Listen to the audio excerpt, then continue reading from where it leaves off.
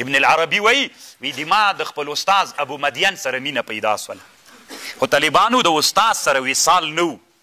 چې نه و وایي کله کله به دا مینه څه د طالبانو د ابو مدین مینه به ماته متصوره سوه متجسده به سوله مینې نه به جسد جوړ سو دا طالبانو وراء العقل خبر ده په مینه کې مینې نه به څوک جوړ سو جسد به جوړ سو د ابو مدین ماته به طالبانو خطاب کو دا مینې به ماته خطاب کو لقد تجسد لي مرة حب لشيخ ابي مدين فكنت لا اقدر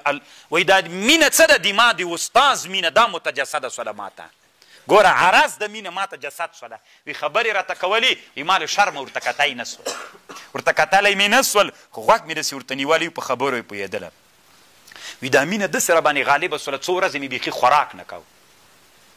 وی چې کله به وږی سوم چې ډوډۍ دسترخوان ته به کېناستلم دا د ابو مدین مینه به راغله طالبانو راته وبدرېدله نو همغې به زه موړ کړم ابن عربي وی دومره چاق سوم که نه چې ته ورته حیرانه سي په دغه موده کې چې ما خوراک نه کو خوراک مې ابو مدین هغه محبت چې ما ته متجسد سو ما ته یې کتل دا هم نو بیخي ډېره نادره مینه ده داسې حالت ته سړی رسیږي